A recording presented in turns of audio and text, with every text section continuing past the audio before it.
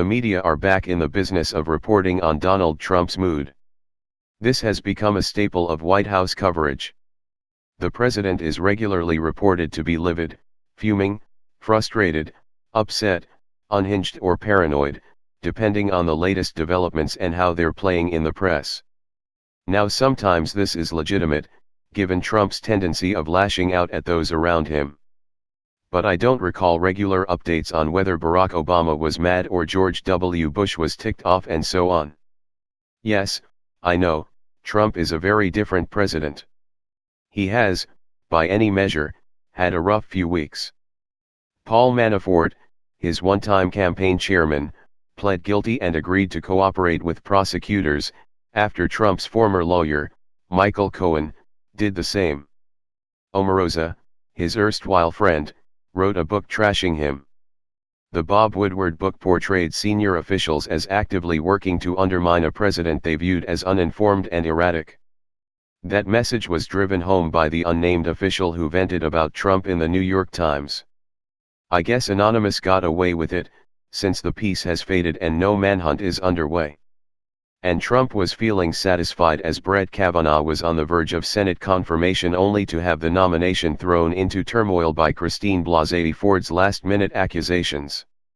Now the media could argue that the president has been unusually disciplined this week, and a few journalists have noted this. Rather than going off script, rather than attacking Ford, Trump has repeatedly said she should be heard and he hopes that she testifies. He has defended Kavanaugh, said he has a hard time believing the allegations and ripped the Democrats for their handling of the matter, but hasn't posted any incendiary tweets.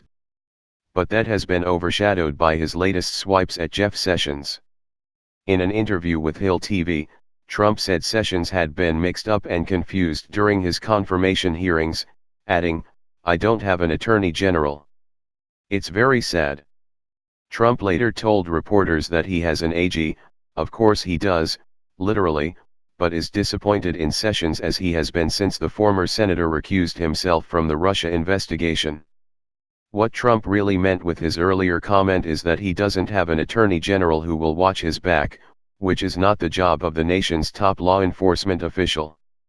The Washington Post describes this as a raw expression of vulnerability and anger from a president who associates say increasingly believes he is unprotected, including the Russia investigation steamrolling ahead, anonymous administration officials seeking to undermine him and the specter of impeachment proceedings, should the Democrats retake the House. I'm not so sure about the last point, but it's certainly a concern within the White House.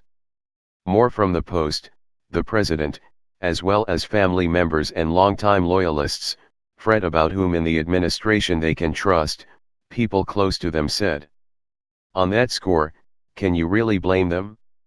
I've got to throw in a great quote from Steve Bannon, who says Trump is right to feel vulnerable. The Woodward book is the typed-up meeting notes from the Committee to Save America.